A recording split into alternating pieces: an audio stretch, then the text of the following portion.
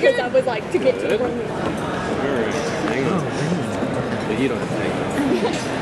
I know the other table asked this, but I have to ask this also. Why did you decide to go with Mary, Queen of Scots, as opposed to, let's say, Bloody Mary or Queen Elizabeth?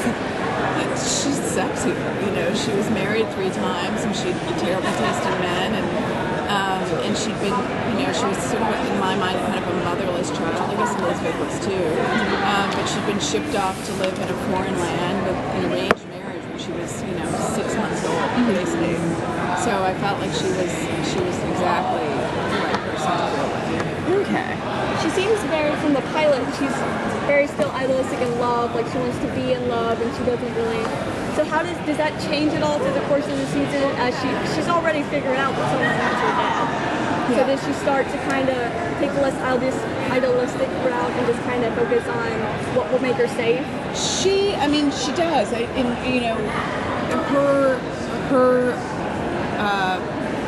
What she needs to do for her country and what she wants to do for her heart are very much aligned in the beginning of the series, and so one doesn't cost her the other.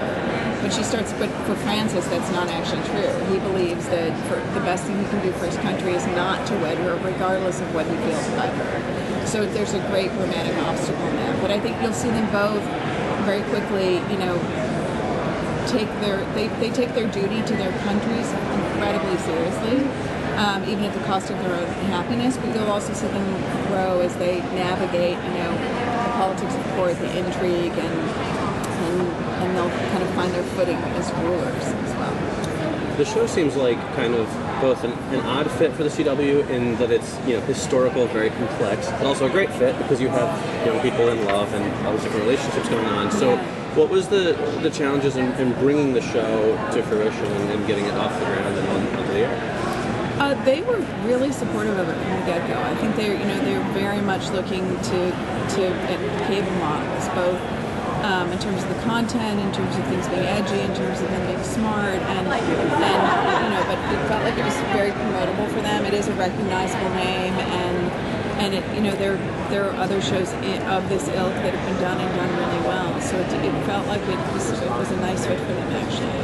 They were wildly supportive every step of the way. And I've developed before, and it's a different experience. Yeah. What is it about Adelaide Kane that sold you to cast her as a lead? She's beautiful and feisty and talented, but like I would say feisty is my favorite. She's just smart, you know. She's just smart and funny, and I felt like I looked at that girl and I thought that's a warrior queen. The show clearly has, I'm sorry. No, go on. The 3 leads, Adelaide and her 2, you know, suitors. Right. But it also, from the trailer, it looks like there's quite a big kind of ensemble thing going on. So how are you balancing out the sort of, you know, the love triangle with the greater world? Right. You know, there are 4 ladies in waiting who are waiting for it to become an ensemble drama, and they will start to kind of step out of the chorus line and they'll start to make their own stories. You get a hint of it in the pilot because you see that Kenna gets involved, quite surprisingly to her, with the king, and occasionally we'll reach back into the group to give the other girls their stories as well. There's Catherine de Medici and the king, and then there's I think it's really a question of real estate, but hopefully we'll have the time over the course of the series to tell stories from all of them. And then as the series goes on as well, there's a support staff at the castle basically. So there's an element of kind of an upstairs, downstairs element. And then we haven't even gotten to what's going on in the woods and what's happening in the village beyond that with some superstitious town leaders. And how are you plotting it out historically compared with the timeline that you've got right now and season 1, hopefully season 2, season 3, compared with history? I mean, because Tudors has done it, other people have done it, but how are you planning on balancing yourself? We'll go along the timeline of history, and we won't hold anything back. Okay. Beyond that, I can't really. I mean, I know, but I can't really say. It requires people dying. We'll just read the history books. Feels unkind to mention it right now. I have to say, one of the things when I watched the pilot is I was surprised because I didn't realize there was such a supernatural element to it. So I was wondering if you could talk about, because I want to say her name was Rose, when Mary's Rose leaving. the convent Yes, talks about there's a ghost in the castle. yeah, I was wondering if you could talk more about that, because she really just has like one line, and then clearly throughout the pilot you kind of see that it's a big part of the story. I think there is lore in the castle that there is a ghost, and there is, in fact, somebody who hides their face, who lives in the shadows, and maybe more than one sort of hidden persona.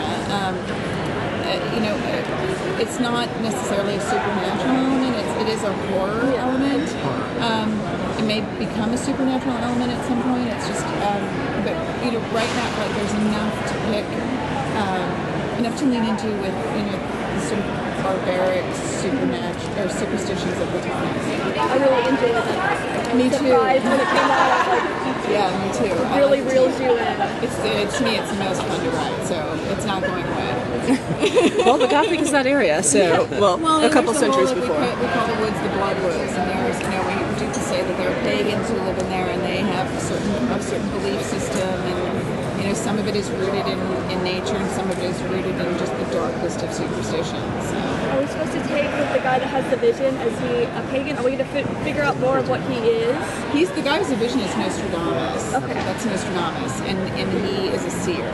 Okay. So yeah, and it starts in the pilot where he sees blood in the woods, and you will see blood in the woods. Go ahead. All right, yeah, that's right. No, I was kidding. Well, I'm going to say I feel really excited because normally I'm always interviewing male producers, and I love that we've got Jenny and Sherry and you as female executive producers. Jen and I work together very well, yes. So how does it feel being as a female producer? Or can you speak more to that experience? Or how... Give me a question. Like a All right, question you're right. That was a terrible question. No, it's not. It's a lead-in though. Okay.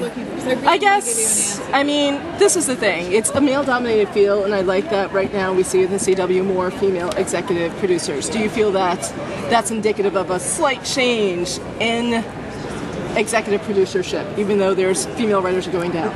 But there we go. Yeah, I mean, I think it's interesting if you look at like CSI, it was 2 female shows, and every year that I'm in this business, I see more and more women in the writers' room, and it's only a natural evolution that you'd see more and more of those women go to the top of the ladder, basically. And I think that it's an incredibly time-consuming job, and so I don't think I think it's a cost to your life. So that may be one of the reasons you haven't seen it before, rather than sort of the sexism. That's a good way to place it. Thank you. Thanks. Thank you very much.